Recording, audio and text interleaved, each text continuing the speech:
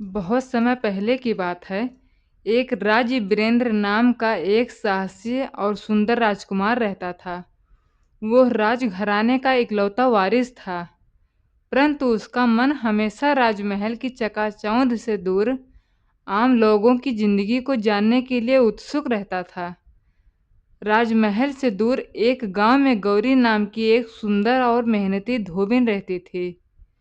वो अपनी विधवा माँ के साथ रहती थी और लोगों के कपड़े धोकर अपनी जिंदगी चलाती थी। उसके सौंदर्य, संस्कार और मेहनत की चर्चा पूरे गांव में थी। एक दिन राजकुमार वीरेंद्र भेष बदलकर अपने राज्य का हाल जानने निकला। रास्ते में उसका घोड़ा कीचड़ में फंस गया। वहीं पास की ही धोबिन गौरी कपड़े धो रही थी।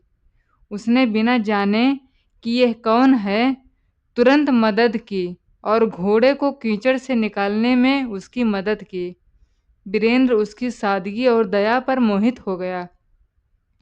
उसने रोज गांव आना शुरू कर दिया, कभी किसान बनकर तो कभी साधु बनकर। धीरे धीरे वह और गौरी एक दूसरे के करीब आने लगे, पर गौरी नहीं जानती थी कि वह जिससे प्रेम कर रही है वह कोई और नहीं बल्कि उसी राज्य का राजकुमार है। राजमहल में जब ये बात पता चली तो राजा रानी नाराज हो गए। एक धोबिन हमारी बहू नहीं बन सकती, रानी ने कहा। पर राजकुमार डट गया। उसने दरबार में सबके सामने कहा, अगर मेरी भाभी रानी में सच्चाई, मेहनत और प्यार है तो वो किसी भी राजकुमारी से बढ़कर है। राजा ने शर्त रखी कि अगर गौरी 3 कठिन परीक्षाओं को पार कर जाए तो वह उसे बहू स्वीकार करेंगे। पहली परीक्षा, ज्ञान की परीक्षा। गौरी को शास्त्र और नीति पर सवाल किए गए। उसने अपने अनुभव और बुद्धि से सबके उत्तर दिए। दूसरी परीक्षा, धैर्य की परीक्षा। उसे 7 दिन तक एकांत में बिना किसी सुविधा के रखा गया। वह बिना शिकायत के तपस्या जैसी स्थिति में रही। तीसरी परीक्षा, त्याग की परीक्षा। उसे कहा गया कि अगर वो चाहती है कि राजकुमार को सुखी देखे तो उसे राजमहल छोड़ देना होगा। गौरी ने कहा, अगर मेरे जाने से उसका जीवन बेहतर होगा तो मैं खुशी खुशी चली जाऊंगी। ये सुनते ही राजा रानी की आंखों में आंसू आ गए। उन्होंने कहा, ऐसी सच्ची और त्यागी कन्या ही इस राजघराने की बहू बनने योग्य है। गौरी और राजकुमार की शादी पूरे राज्य में धूमधाम से हुई और एक साधारण धोबिन बनी रानी बन गई। गौरी अब राजकुमारी नहीं, रानी गौरी बन चुकी थी। आम जीवन से राजमहल की शानो शौकत में आना आसान नहीं था। हर कदम पर उसे यह एहसास दिलाया जाता था कि वह धोबिन थी।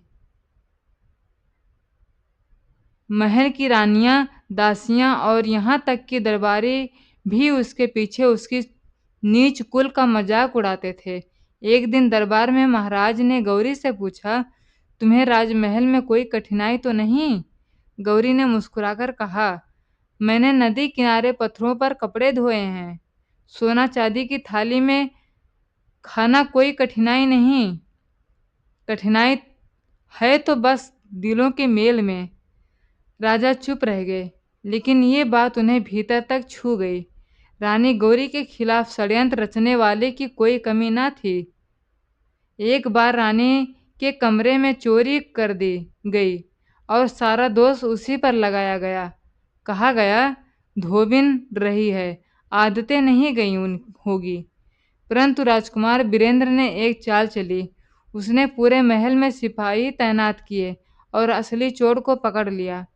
वो कोई और नहीं बल्कि वही दासी थी जो गौरी को नीचा दिखाना चाहती थी। अब पूरा महल जान गया था कि गौरी भले ही साधारण घर से आई है, पर उसकी इज्जत और इरादे राजघराने से भी ऊंचे हैं। रानी गौरी ने राजमहल में कपड़ों के लिए बड़ी धुलाई व्यवस्था शुरू की और गरीब स्त्रियों को उसमें काम किया। उसने महिलाओं के लिए शिक्षा शुरू करवाई। उसने कहा, कपड़े चाहे मैले हों, पर मन और सोच उजली होनी चाहिए। राजकुमार हर दिन रानी गौरी की ओर भी ज्यादा इज्जत करने लगे। कहते, राज्य को तलवारें नहीं, तेरी जैसी बुद्धिमती रानी चाहिए।